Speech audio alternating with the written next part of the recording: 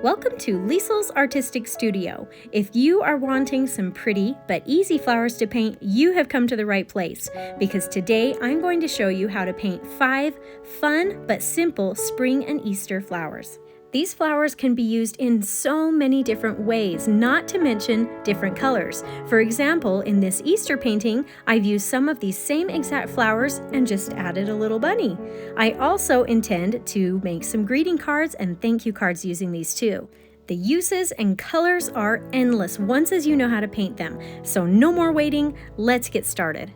Supplies for this are pretty simple today, but let's go over them really quickly. First, I have watercolor paper. Depending on what you intend to create might change how big or small your paper is. Mine is cut to the size 8 by 10 today. Then I have a number 8 round brush, but again, you may want to adapt brush sizes to fit with your large or small paper. Just make sure it has a nice pointy tip.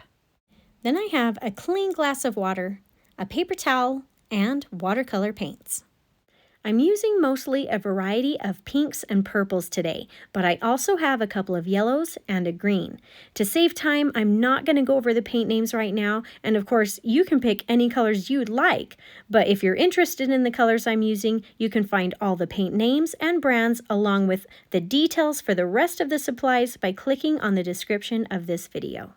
For this first flower, I will be using a blue-violet color that I've mixed, and I'm just going to start by making small dots or circles of color at the top and then gradually start making them larger as I move downward. There might even be some empty spaces as I paint, but that's okay. It will give it some variety and interest. These flowers kind of remind me of a little bundle of grapes. Then if you want, you can add a little bit more color to add a few darker areas on the flowers. All of the flowers today are going to be fairly loose. I'm really not doing a lot of detail, and this is what makes them easy and fast. Next, I'll paint the stems of the flowers with some green. Because I want my stems to be thin, after I've got color in my brush, I'll take my paper towel and dab or roll the side of the bristles gently on a paper towel and take off any excess color. This just leaves color in the tip of the brush, and it's going to help create some nice thin lines.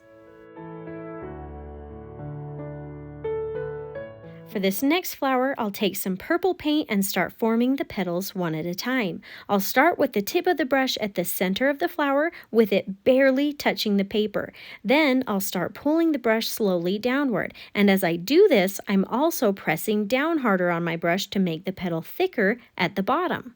I'll just keep doing that until I have between 4 and 6 petals, leaving it kind of droopy looking. Then I'll add in the green stem, same as before.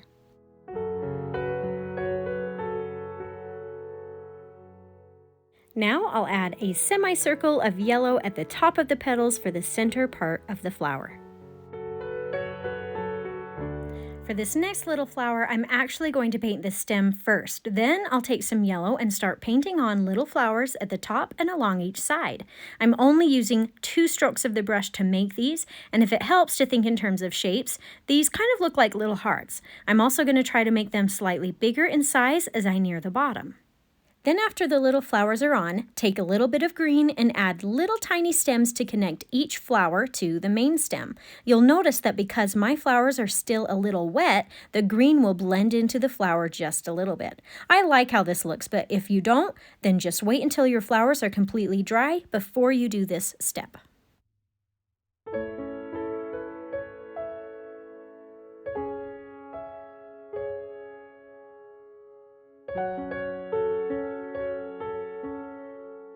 Now for this next flower, I'll take some pink and using just 2 nice broad brush strokes for each petal, I'll then form 5 petals. I start with the tip of my brush at the center of the flower, and then I'll push down hard with my brush to form one half of the petal and then the other.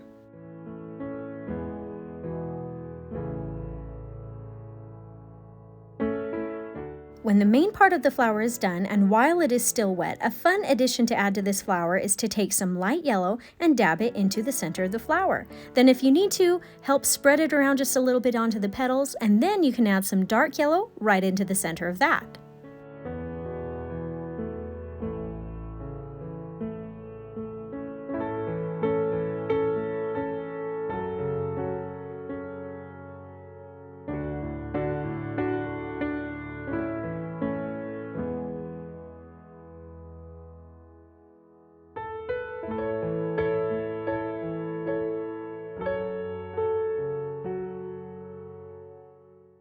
For the fifth flower, we'll use some red violet and start painting it similar to the very first flower we did by making small circles and swirls. This time though, we'll have small and large sections going down the majority of the stem.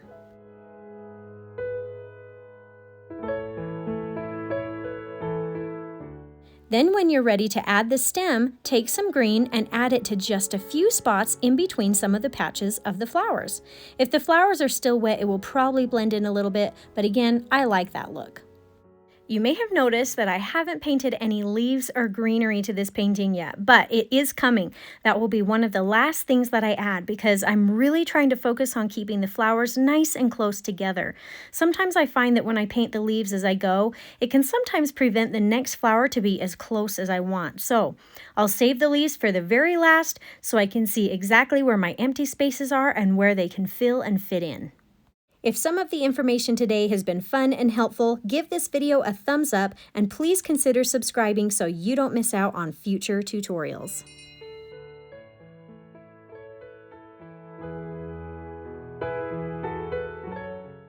Now that you've learned these 5 easy flowers, you can continue to paint them in random order on the page and be creative and make your own designs using any or all of these flowers. I think these flowers could make a really cute flower card, a spring wreath, or an Easter painting. I just hope you find something great to paint that you'll love.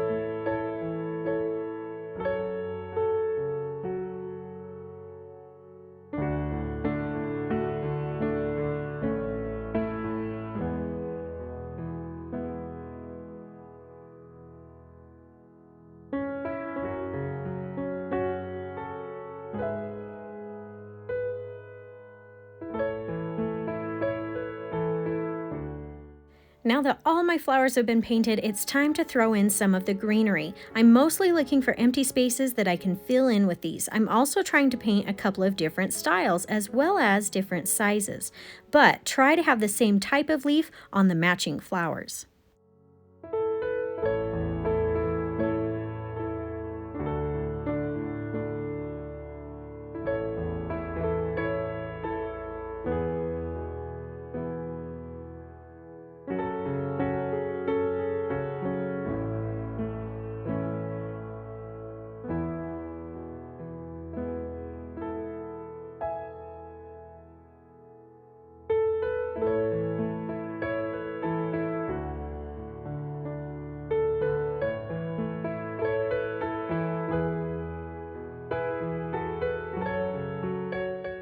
Before I call this painting finished, I'm going to come back to these little pink flowers and add in more of a center using some green paint. If you want to, you can even write a word on your page if you feel like that would add something to your painting. I'm choosing to write the word Easter because the colors and the happiness of the flowers remind me of Easter, but you can also write the word spring, or you could pick a month name like April, or a thank you if it's a card, just whatever you feel goes well.